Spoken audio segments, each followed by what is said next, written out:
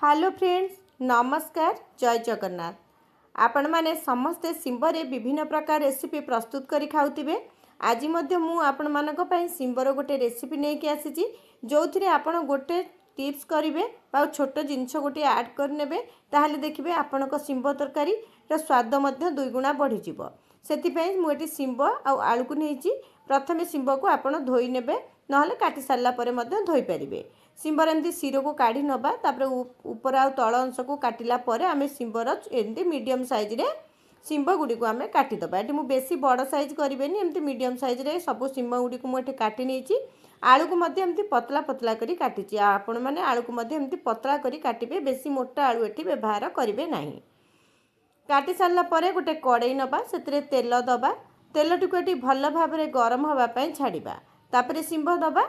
सिंब देला परे आमे सिंब को टिके भाजी नबा। तापरे सेतरे लूण आ हळदी देई सिंब टिको एठी भल भाबे भाजीबा, बा सिंब आ आलूर टिके कलर चेंज होबा पर्यंत आपण एठी सिंब आ आलू को भल भाबरे भाजी नेबे। एमती मिश्र मझिरे मझिरे गोळे गोळे ताको भाजी नेबे। एठी जमा भी घोड़ेइबेनी, एमती खोलारे ताको भाजी नेबे। एठी देखंतु सिंब आ आलू हमर भल भाबे भाजी गलानी। आमे ताको गोटे प्लेट को काढी नबा। सिंबर तरकारी काहाकू सब खाइबा पई भल लागे निश्चय कमेंट करी जणेबे। एबे देखंतु सिंब आलू को मु काढी नेली। सेई कड़ाई को टिके धोइकी सफा कर नबा। सफा करी नेला परे आमे सेई कड़ाई रे एबे आमे दबा तेल। तेल मध्य बेसी दरकार नै, गोटे 1.5 चमच पाखापाखि देबे। तेल देला परे आमे तेल एटी भल भाबे गरम होबा पई छाडिबा। सेटी पंचफुटन ऐड करिबा। पंचफुटन फुटिला परे सेटी काटी रखिथिबा गोटे पियाज को दबा। पियाज को दे टिके लाल लाल करी भाजी नबा। बहुत सहज रेसिपी आ बेसिक मसला रे प्रस्तुत होची। एटी गोटे रु 2 चमच, बड़ा चामच हेले गोटे चमच अदा रसुण पेस्ट नेबे। छोट चामच हेले मोटी 2 चमच नेची। ताकू टिके भाजी नेला परे एटी लंका गुंड आ एटी आमे जीरा गुंड टिके दे दबा। एबे सेतिरे हळदी गुंड, धनिया गुंड मध्य ऐड कर नबा।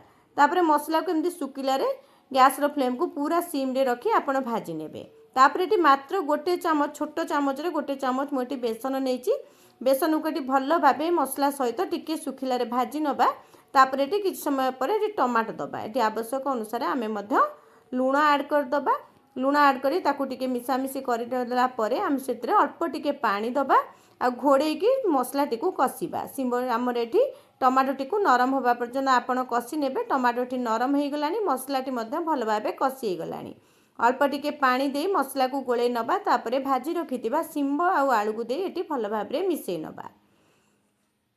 सिंब आलू को आपण घोड़े गोटे रु 2 मिनिट पर्यंत भाजी नेबे। तापरे आवश्यक अनुसार आपण एटी पानी देबे। जेहेतु आमे बेसन ऐड करछे से हिसाब रे पानी देबे, कारण झोलटी हमर एटी टिके पूरा मेंची मेंची रहबा आ खाइबा पई मध्य बहुत भल लागिबो। सेही अनुसार आपण टिके अधिका पानी देबे।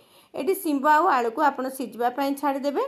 सिंब आलू भल भाबरे सिजी गला परे लास्ट रे किछि धनिया पत्र ऐड करिबा आ किछि गरम मसला।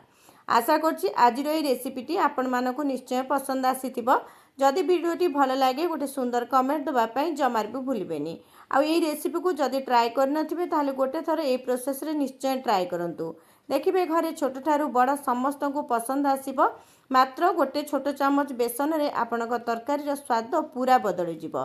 गोटे थर तो निश्चय ट्राई करिवे आ ट्राई कला परे कहिबे रेसिपीटी केमिति हेतिला। एबे देखंतु हमर सिंब आ तरकारी प्रस्तुत हे जाईची। आपण आकु भात, रुटी, पराठा सबुतिरे खाइ परिबे। रहूची, नमस्कार।